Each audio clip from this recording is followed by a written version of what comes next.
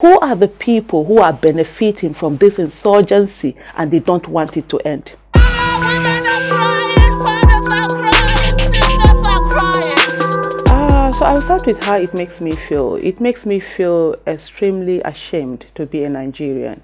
It makes me feel so sad and at the same time extremely angry that we have a country where the life of a Nigerian doesn't mean anything. And we have a country where it seems as if our government is ready to do away with any Nigerian, as long as it's not one of them. And so this has consistently been the reason why a lot of atrocities are being meted out on citizens of this nation, and nothing is being done about it. On the issue of the girls that have been abducted, and you talked about a soft target. The terrorists, unfortunately, have been very strategic in all that they're doing. They seem to go about their terror, inflicting terror in a competent manner. And unfortunately for us, our government seems to be very incompetent and at the same time with no strategy. And so we're always playing catch up with the terrorists. A situation whereby we are the ones who are supposed to be attacking them, going after them, making them unstable, whereby they will not even have the time to sit down and plan on taking anyone, talk less of taking over 300 schoolgirls as it's being reported today. It just says a lot, the fact that we are not doing what we need to do. And for the terrorists, they want one thing. For example, if you say Boko Haram, what it literally means is that Western education is forbidden. And so beyond taking children from school and abducting them is sending a message to people and saying to them, don't send your children to school. If they are in school, take them away. Otherwise, they're going to come after them. And at the end of the day, they're going to achieve their ideology where they don't want children to go to school and parents to put their children in school. And it's really sad that in Nigeria today, parents are being forced to think about the education of their children or the safety of their children.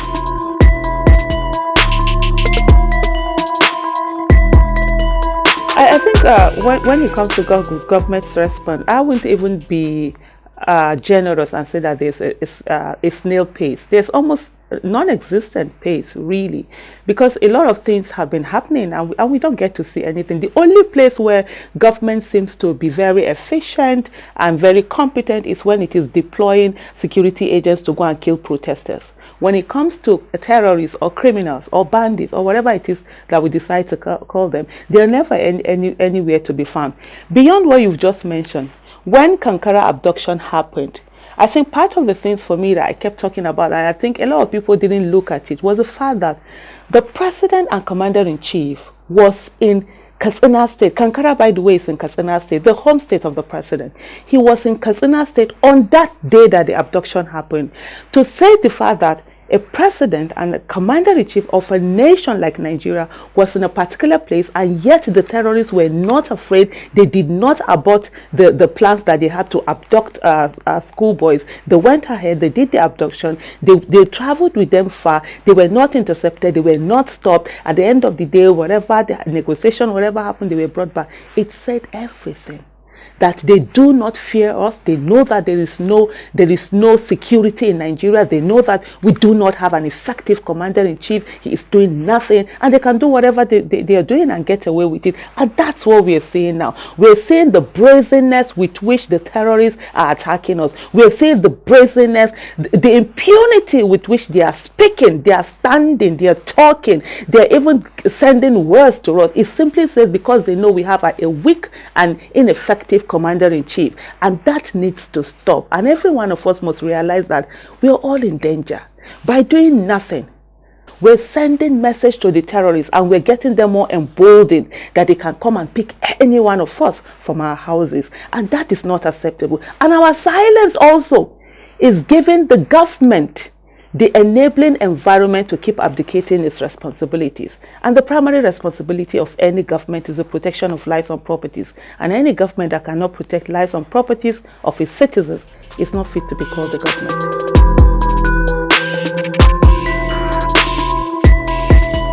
Amnesty to bandits, to criminals, to terrorists that have killed us, that have maimed, that rape women and daughters in front of their husbands and fathers. It doesn't make any sense. Then why do we have prisons? Why don't you open the doors and let everybody go away and actually give them amnesty too? Why don't you say to people, oh, do some crime and get away with it? I don't know what we are talking about. What we need to do right now is to go after the terrorists, is to go after them and ensure that it's not about negotiating with them. It's not just about sitting down and just talking with them. It's ensuring that we conquer them. We get our territory back. We get our country back. We get our military protecting the territorial integrity of our nation and not being deployed to protesters.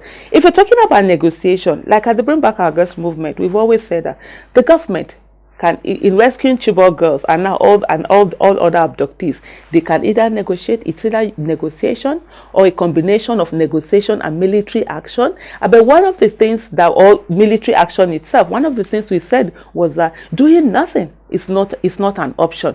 But in terms of anything happening, you cannot negotiate from a point of weakness. You need to negotiate from a point of strength. And that's the reason why the military needs to go ahead and help destroy the terrorists wherever they are, so that they will be the one begging for negotiation. Once upon a time when we had our military actually going after the terrorists, they came, the ones that were asking for, they came and asked for the negotiation, and we ended up getting some of our Chibok girls. But unfortunately, we saw what happened after that. A good number of our military that were actually fighting the war, and one of them, Colonel Abu Ali, that were winning the war for Nigeria, all of a sudden they were killed in such mysterious ways. And as I speak right now, there hasn't been any investigation to tell us what indeed happened, and we need to start asking questions.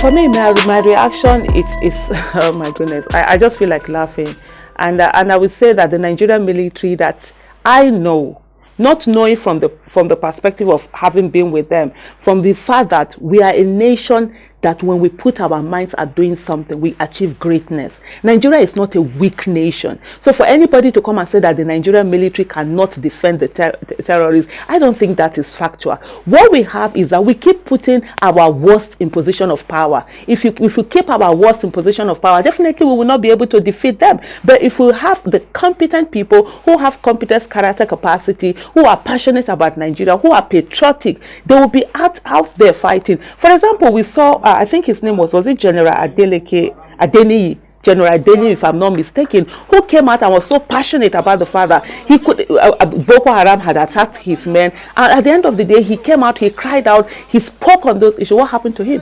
He was demoted, right? And so people who are willing to fight the terrorists are being punished. They are not put in position of power. So definitely that's why Sheikh Gumi will say something like the military will not be able to defeat Boko Haram. But let's get the most competent people in our military, and they are there, and let's get them in there. For example, we see the service chiefs were sacked, right? We have new ones in place right now. The chief of army staff was actually taken away because he was incompetent in dealing with it. That's for somebody. The irony of it is this.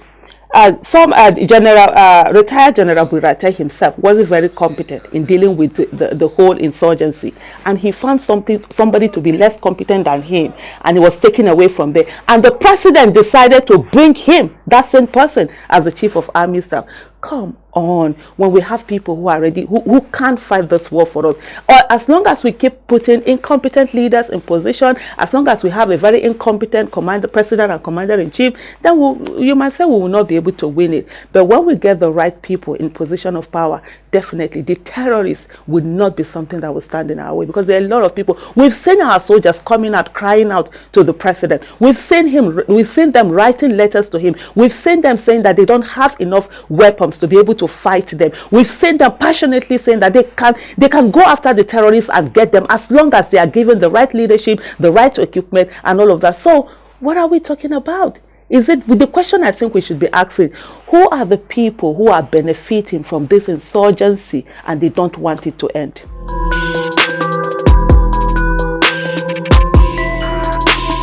But there are quite a number of people. We need to look at who are the people who are gaining from it.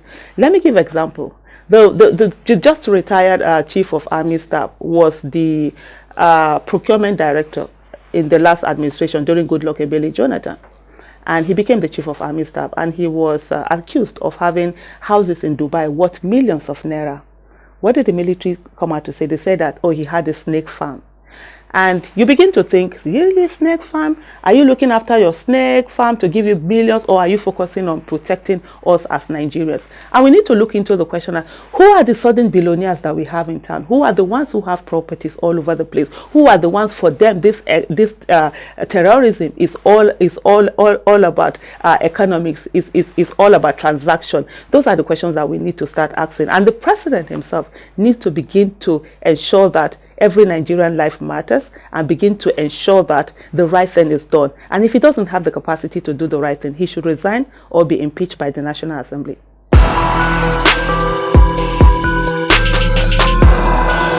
Yesterday's victims were once survivors. Today's victims were yesterday's survivors, and tomorrow's victims will be today's survivors.